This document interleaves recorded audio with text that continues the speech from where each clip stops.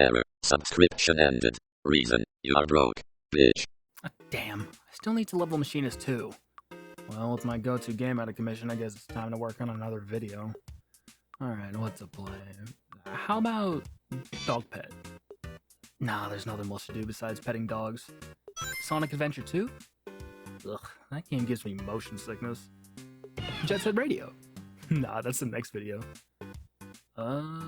Maybe I should try out something free. That way I can save up to renew my sub. Preferably without microtransactions. How about Yume Nikki? Okay, quick question. How do you typically play Minecraft in survival mode? Some people like to construct elaborate homes, some like to make redstone systems, and some play it with the intent on defeating all the bosses. I like to play as a sort of nomad, where I don't take any notes on where anything is in reference to me and I just pick a direction and walk. All my important stuff is on me, and by the time you check up on me next, I will be light years away from spawn.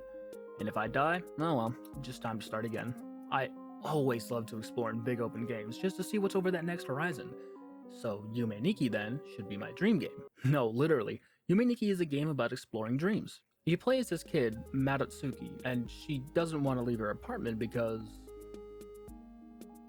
Now, you could just play her little Super Nintendo if you wanted to, but that doesn't really further the plot. There's nothing much to do outside on the balcony, so you go to bed, and eventually you wake up in a dream world. Exiting the dream apartment brings you to this place called the Nexus. It's a hub that houses doors to other surreal dream worlds. And from there, your goal is simple. Find all the 24 effects. These are key items that can help you out on your journey. Can being the operative word here. Now, once you get your effects, I recommend leaving the dream world by hitting the 9 key, or else... Alright. I think that's enough for today. Yes. Alright, Dream Diary. Okay. No! I forgot to save! I forgot this game is old. It doesn't have autosave. No! Fuck. Oh my god. I gotta do all that over again. Now, this game was made in 2004 by one guy, so I'm not gonna expect every single convenience modern gaming has to offer like autosave. But you know what this game could have used? A hotkey feature. Why I have to dig through the menu to equip the bike effect just to move faster is wild to me. You know what else this game could have used? A map. Maybe not one that tells you immediately where to go or a ton of immersion-breaking waypoints, but maybe something you could find in each world. See, most of the worlds are just empty space that has only like 3 to 4 real places of interest anyways. Either these worlds should be a whole lot smaller, or maybe they should have made them more than just visually interesting. See, getting lost in something like Breath of the Wild feels fun, because I know there's going to be plenty of fun things to do on the way, but that doesn't really exist here in Yume Nikki. Getting lost reminds me of when I was playing Final Fantasy IV, where there are no conventional landmarks that I could identify to help me align myself, so my first time in a world and my 30th feel identical. To Final Fantasy IV's strength, however, that game has NPCs you can talk to who actually have helpful things to say. Yume Nikki doesn't. Now, I get that this is meant to emit the feeling of dream logic, but I can't help but just get fed up and look up a guide after a point. Doesn't help that while you're spending hours on end trying to figure out where to go, you're listening to repetitive music on very short loops.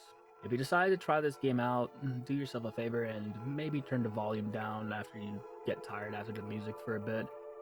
Maybe just mute the game entirely. My second session giving this game a shot, I had to actually wrap up prematurely because I was getting a headache. Okay, I've dogged on this game long enough. This game does have its merits. If it didn't, it wouldn't have went on to inspire plenty of incredible titles like Off, Lisa, Ib, Amori, and Undertale. If this game does anything right, it's vibes. The vibes that each world conveys are unique and distinctive from one another. The weird stuff you'll see around the bend will feel in line with not only the world you find it in, but the overall feeling of the game as a whole. I like to think of Yume Nikki less so as a game and more like walking around a very cryptic art experience. I was intrigued by the worlds, but after some time I found out that some were one note and served little to no purpose other than hiding some other weird thing. It felt like completing a maze, but instead of a reward at the end, you were met with a piece of modern art. Sure, I'll take some time to wonder what it means, but ultimately it'll just leave me disappointed. If you have a computer, this game might be worth playing with a guide open on your phone or a second monitor. The strange places you'll go are worth seeing. It is worth speculating about, and right when you've collected the last effect and you think you're on the verge of getting all the answers to your questions, you'll be met with an even greater question. There's a lot of optional stuff you can see in this game. With odds so low, you're better off just playing something else and trying again on a save file years down the line. I'm gonna be honest, Yume Nikki was not a fun game. I don't think it was supposed to be. The disturbing imagery has led many theorists online to speculate that the main character, Madotsuki, was sexually abused and has resorted to barricading herself in her home, finding solace in only her dreams, until those two become tainted. Finding no peace in the dream world, or in reality, Madotsuki takes her own life. But that theory doesn't explain everything. The Yume Nikki fandom page tells more about potential reoccurring themes in this game. There's themes of traffic accidents, such as Monaco's strange transformation using the traffic light effect, or that dead body in the woods. Isolation, with every human character on their own in their own secluded space. Monako, again, is in some cave. Mafurako is all alone and invisible in the block world. And Panako is stuck in her house just like us, except she can sometimes become a boa. Meanwhile, the supposed enemies of the game, the Turingen, are just living it up, having a party. Speaking of the Turingen, there's also bits of Japanese folklore, such as them, the Oni, Yukiona, the witch, and even the cat. These feel less like a shout out to Japanese folklore and more like remnants of something that was scrapped. This actually kind of makes sense. When you look at the title screen, the version is 0.1a, indicating that this game is far from a 1.0 version. However, this game's last update was back in 2007. According to a 2023 interview with Kikiyama from Toby Fox, the current version of Yume Nikki wasn't intended to be the final version, but for reasons unknown, they ended up being so. Perhaps all these themes would come together into some greater narrative that would tie into what it all meant, but for one reason or another, it remained unfinished. Maybe Kikiyama couldn't find a way to non-verbally communicate this story. Maybe they couldn't come up with a satisfying enough ending that would leave the theorist satisfied. Maybe simply leaving the game as is was good enough, so the fans could chalk it up to being left up to interpretation. I understand that in the 2018 3D reimagining, Yume Nikki Dream Diary, there's an alternate ending where Madotsuki confronts her trauma where all the dream worlds are closed off to her, shutting the door on her dreams, waking up, and finally leaving her apartment. Now, Kikiyama did work on the game as an actively involved supervisor, so maybe this ending is more in line with his overall vision. Nobody can truly say for sure, not without proper confirmation. I don't think Yume Nikki holds its own, as a video game. Its value never came from the game itself or its elusive creator. It came from its community and what it would go on to represent to small-time developers. That just one person can create something interesting, enticing, and spark something far greater than itself. Entry number 4, Yume Nikki. Notes: not every game is going to meet your expectation. Avant-garde won't be for everybody. There are no real mysteries surrounding Yume Nikki, and that's okay.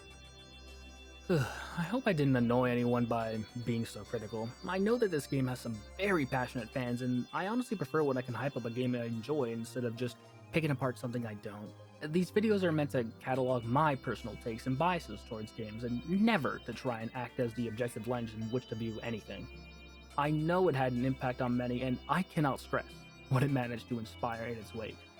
And it was heartbreaking to finally get around to playing it, only to find that away from the online discussion as a virtual interactive experience, it just wasn't very gripping. Maybe if I tried again in a few years, I'll be singing a different tune, but for now, I'm still in between work, so I'm not playing Final Fantasy anytime soon. I guess for the time being, it's back to digging through the old backlog for me. Jet Set Radio is up next.